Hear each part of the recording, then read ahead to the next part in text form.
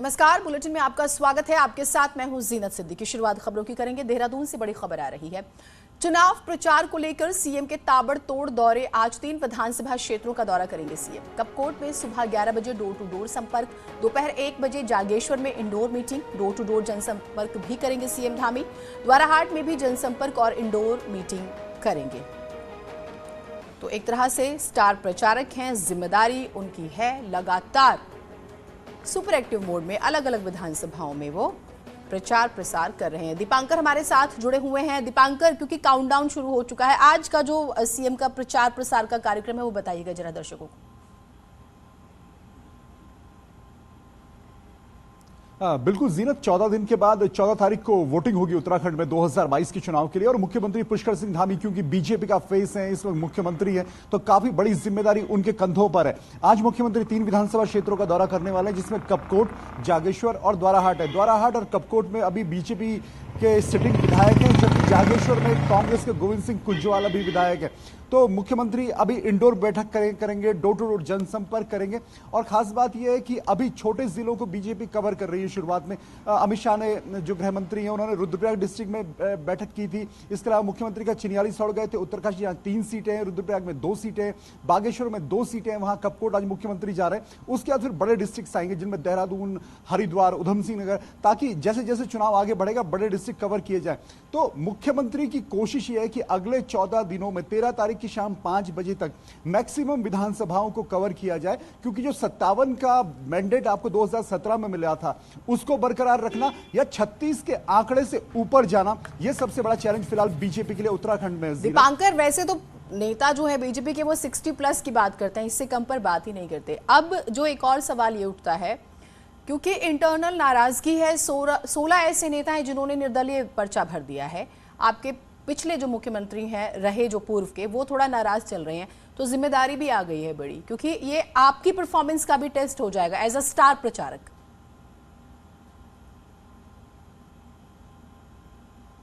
बिल्कुल जीनत, आज अगर बात करें जो मुख्यमंत्री का पहला दौरा है कपकोट का, वहां पर शेर सिंह गड़िया जो बीजेपी के नेता है वो वहां पर दावेदारी कर रहे थे, लेकिन सुरेश गड़िया को वहां पर टिकट दिया बीजेपी ने। तो शेर सिंह गड़िया को पहले भी ये बात आई थी कि मुख्यमंत्री उनको मनाने के लिए जाएंगे, और आज मुख्यमंत्री उनसे बातचीत कर सकते हैं, क्योंकि नाम वापसी का कल आखिरी दिन है। इसके अलावा पूर्व मुख्यमंत्री त्रिवेंद्र सिंह रावत, पूर्व मुख्यमंत्री निशंक, बड़े नेताओं को इस वक्त मैनेजमेंट पे लगाया गया है। एक नेता को 3 से 4 दावेदारों को, या जिन्होंने बागी होकर इस वक्त उम्मीदवारी की है, उनको मनाने की इस पूरे प्रोग्राम में लगाया गया।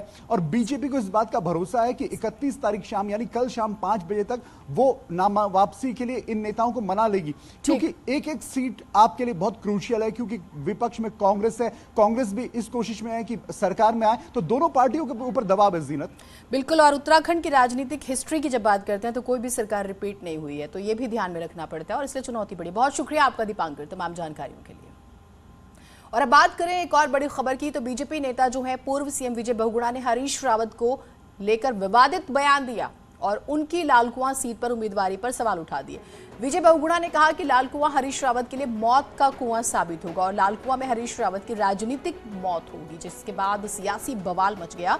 हरीश रावत ने भी इस पर जवाब दिया, कहा वो बीजेपी के षड्यंत्र से लालकुआं में मर भी गए तो भी उन्हें मंजूर है।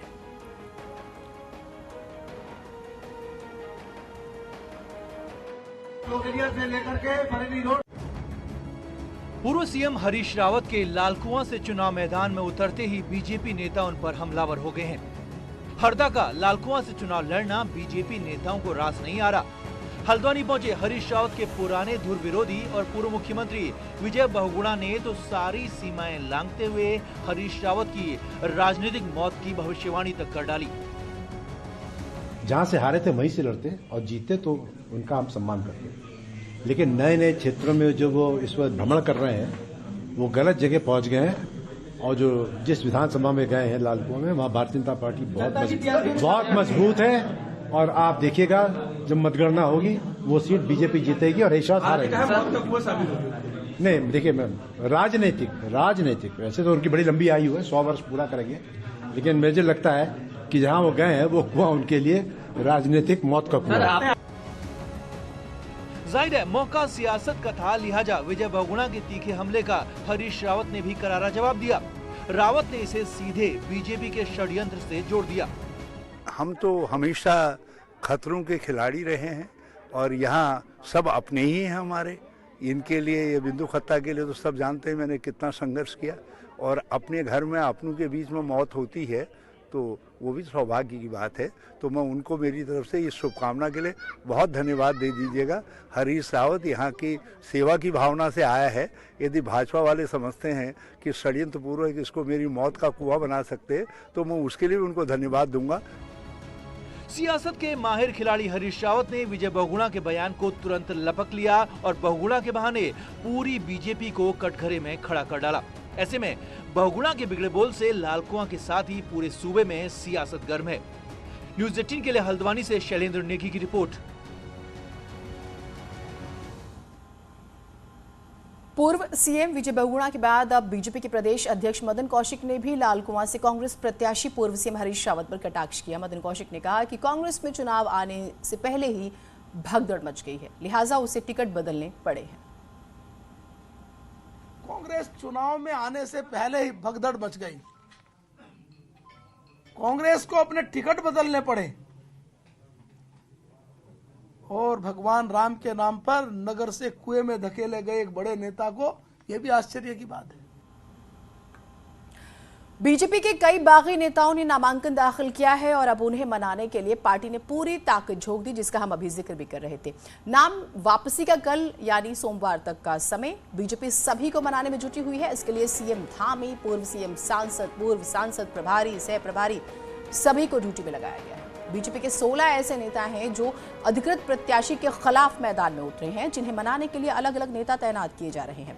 यमुनोत्री में जगबीर भंडारी को मनाने का जिम्मा रमेश पोखरियाल निशंक को दिया गया है।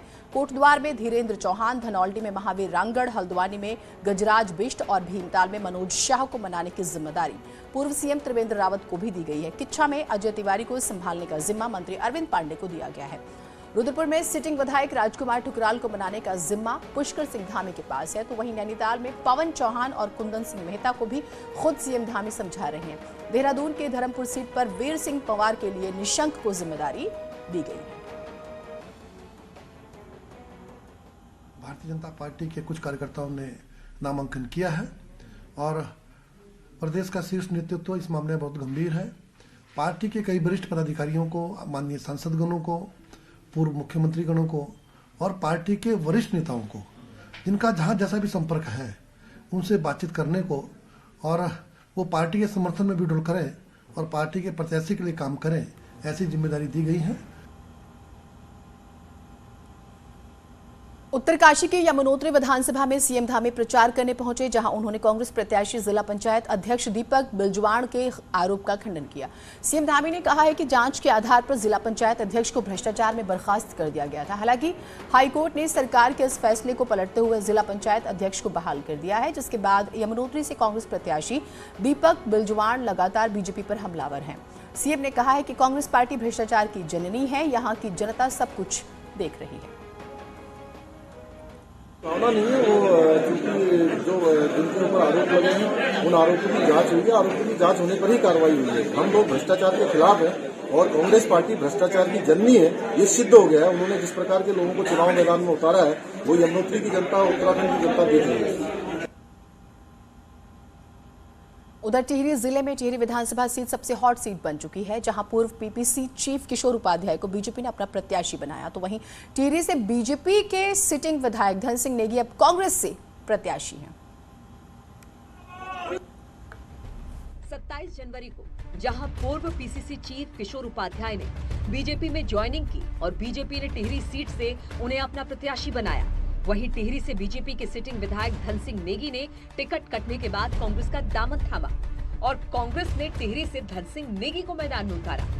किशोर के बीजेपी और धन सिंह नेगी के कांग्रेस में जाने से जहां टिहरी सीट पर दोनों ही पार्टियों के राजनीतिक समीकरण बदल गए, वहीं कार्यकर्ताओं में भी असमंजस की स्थिति पैदा हो गई है। लेकिन आज तो सडनली व्यक्तिवादी राजनीति हो गई है। लोगों की सोच क्या है उसके बारे में किसी को कोई लेना देना नहीं है। मुझे कहाँ से फायदा मिले इस बात के लिए, लेकिन लोग इस बात को पहचान गए हैं टिहरी विधानसभा सीट पर अब बीजेपी और कांग्रेस के प्रत्याशियों के समर्थकों को दोनों ही पार्टियों के जिला अध्यक्ष अपनी ओर शामिल करने की जुगत में लगे हैं और घर घर जाकर कार्यकर्ताओं को मनाने में जुटे हैं। माना जा रहा है कि कांग्रेस के सीनियर पदाधिकारी और कार्यकर्ता किशोर के साथ हैं, तो वहीं धन सिंह नेगी भी बीजेपी में अपने समर्थकों के लगातार संपर्क में है।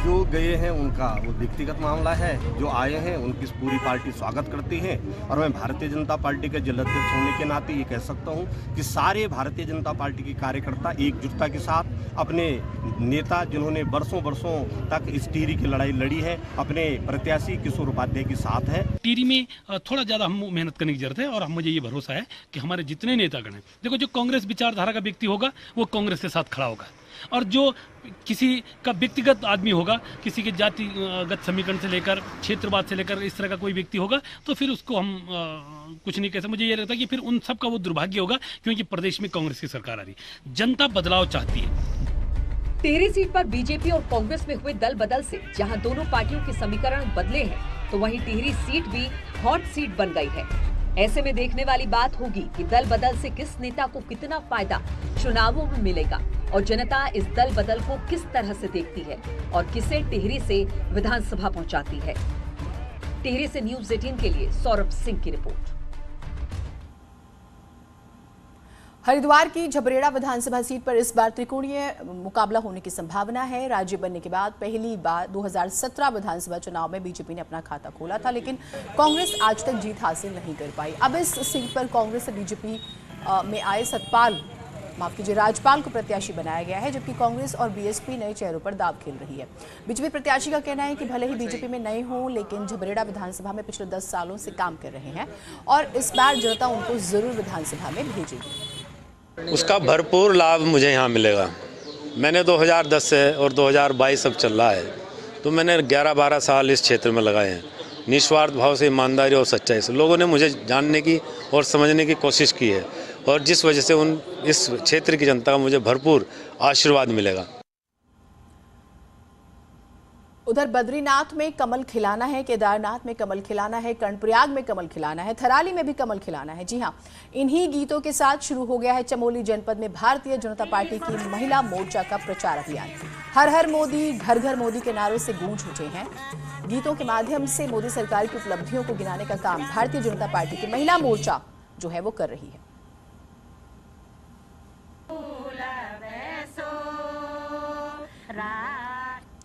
कोरोना अपडेट का जिक्र कर लेते हैं। जो शनिवार के आंकड़े सामने आते हैं वो आपको बताते हैं। 10 लोगों की जान चली गई है। देहरादून में ही अगर हम बात करें तो 9 लोगों की मौत हुई। नैनीताल जिले में 1 शख्स की जान चली गई है। नए केसेस की बात करें जो सामने आए शनिवार को, तो 2490 नए मामले सामने आए। देहरादून में सबसे ज़्यादा 1005 केस जो हैं वो सामने आए। तो वहीं राज्य में अब भी 31,000 से ज़्यादा एक्टिव केसेस हैं।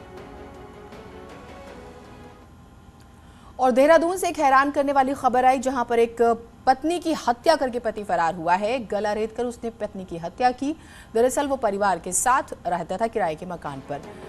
पुलिस को इस बारे में खबर हुई। पुलिस ने अब मामले की जांच शुरू कर दी है। पूरा मामला नेहरू कॉलोनी का बताया जा रहा है।